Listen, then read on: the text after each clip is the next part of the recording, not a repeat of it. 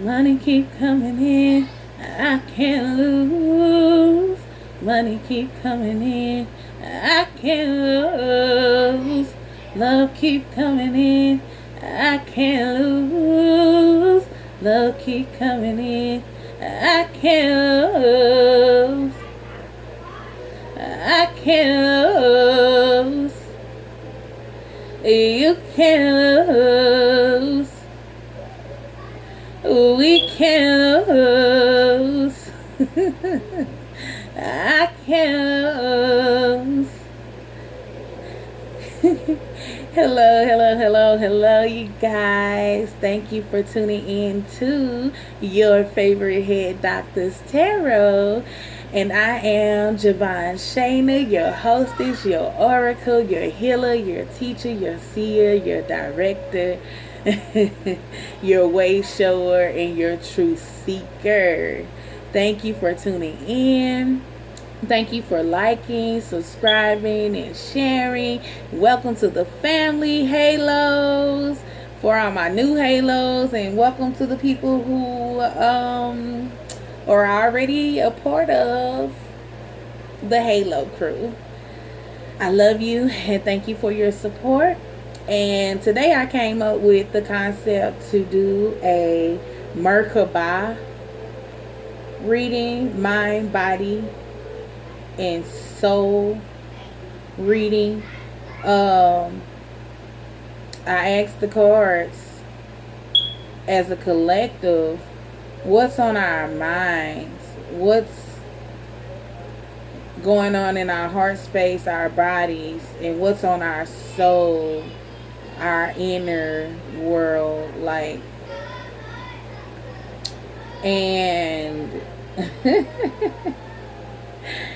it is a love reading, because all things generate from love, come from love. In love, do we all live, move, and have our being? And everything is always about love. Okay, so I used 3 different decks. For the mind, I used the original tarot deck. For the body, the heart space, I use sexual tarot magic deck. And for the soul, I use the love romance deck. And for our mind space, we pulled the 4 of Wands. The 4 of Wands for the mind space. And for me, the 4 of Wands for the mind space talks about wanting to succeed, wanting to test the limits, to break through, to wanting to have victory, setting a solid foundation, wanting to feel accomplished, wanting to feel like you found your home, your craft that's going to set the stage for a solid, victorious, fruitful foundation. That's what's coming in, like more on the mental space. And with the 4 of Wands came the 5, and that's already a 4 or 5. So now, okay, we have went from recognizing and becoming aware that we want this foundation, we want this solidness, we want this victory. And now it's like with the 5, we're sitting back strategic. Like, look at the 5 of Wands. The people on there, they look like they strategically placing their passions in the right place. So with the 5 of Wands showing up, I see this as our mind space cautioning us to be strategic, to be strategic in our strategy, and to be strategic in where and how we place our passion. Because if you look, they place the stick, the wands, the 5 wands, which represent passion. They place them strategically. So our minds, in our mind space, we are strategically trying to uh carefully watch the way that we place our passion, because we know that with the Hierophant showing up, we know that there's a place and there's a level that that only we can go, and only certain people can go with us. And nobody can actually elevate with us behind the veil of the next chapter of our lives. And so I'm getting like all together. Our mind space is cautioning us to understand that the victory is already set, it's already done, it's set in stone, it's there. But now we have to be mindful and strategic on how and where and when we place our passion. Because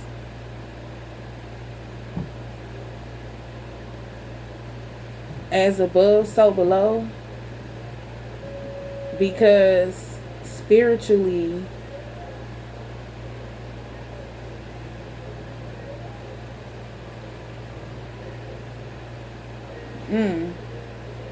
we are going to get exactly what we came to get. So in the mental space, with the Hierophant card, I'm just seeing like it's more that's being required of you, and it's causing mentally for you to feel like you have to be strategic and guard. But I'm feeling with the High Priestess, with the Hierophant, I guess with the Hierophant, you are to be the High Priestess and understand that you have to allow your feet to lead you to places that you never wondered or knew that you could go. You have to allow your intuition to lead you into deep waters. And you have to be able to walk on water.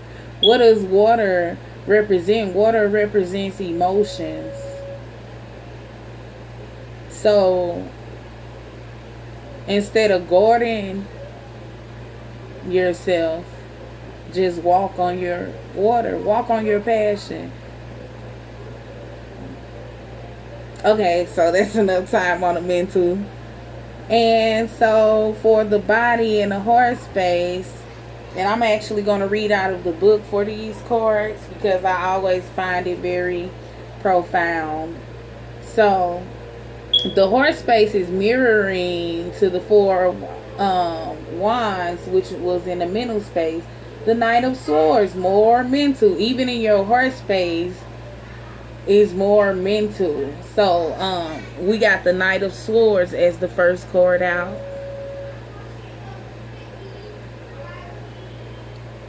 And I'm going to read what the Knight of Swords says in the book.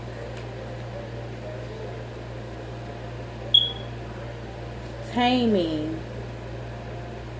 Hunting is an old age sport. The ends justify the means, but today's prey will be tomorrow's hunter and vice versa. So Basically, again, it's all about taming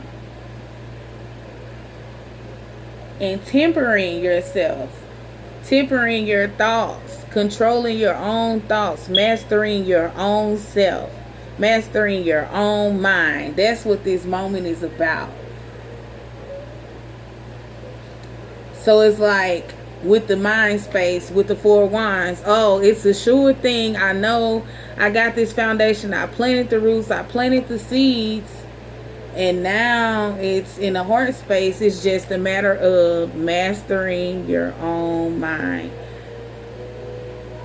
Mastering your own thoughts. Mastering what you know that you haven't seen yet, but you know. It's all about mastering it. And the second card that came out to mirror the Five of Wands is the Three of Swords. More sword energy, more mental. The Three of Swords in a traditional deck talks more about like heartbreak, disappointment, betrayal, backstabbing. But in this deck, we're going to see what they're talking about. So in this deck, the Three of Swords is talking about pinching. It says, you must call attention to disagreements and incompatibilities before finding the courage to end a relationship that is now empty. Wow. So, mirroring the Five of Swords in the heart, in the body space, is the Three of Swords. So, it's saying basically, in order for you to come out of the place where you feel like you have to feel so guarded and protected and, just so defensive. In order to come out of that place, you have to reconcile. In order to create your passion and move forward in your passion the way that you know that you can, and the way that you have been trying to, because like in a mental space, this is in your mind. You like, I've done everything that I can. I don't know what else it is that I can do. Like, so, I don't know what to do. So it's like basically free yourself. Your mind is blocking your creativity, your productivity, and like your broken heart, or your lack thereof, or your unhealed wounds or unaddressed emotional wounds has created mental scars, and you won't be able to move forward in your passion if you don't address it, if you don't reconcile, whether that be a relationship, if you don't reconcile the emptiness within that created these scars and these wounds and these guards, then you might just be the one winding up hurting in the end.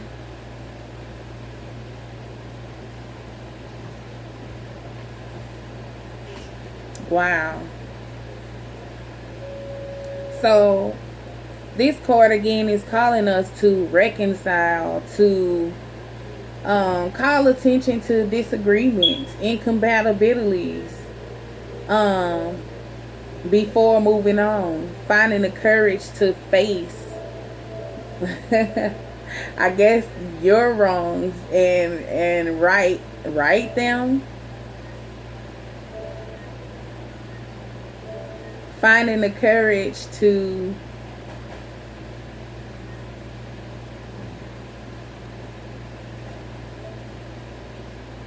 free yourself mentally so that you can free yourself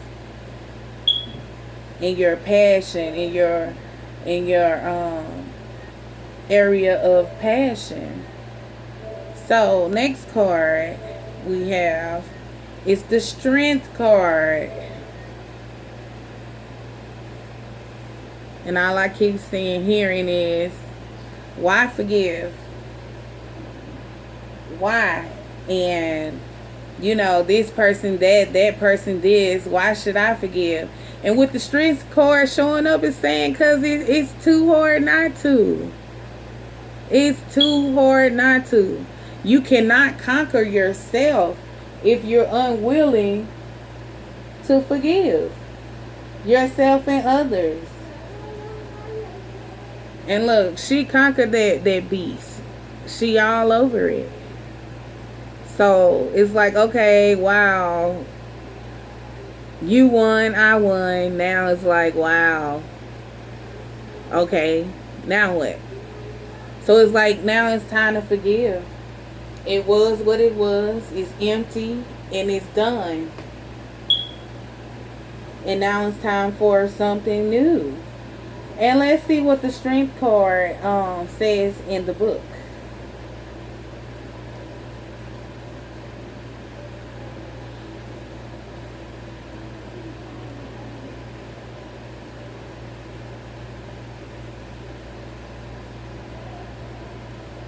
Dominion. Supremacy requires the utmost concentration of magic, force to resist outside attacks. So basically, like I was saying, you've already conquered yourself. You've already seen dominion. You've already seen your authority, your power. You've already conquered yourself.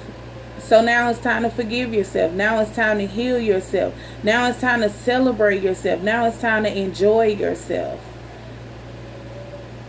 Now it's time to be the lion, both the lion and the lamb.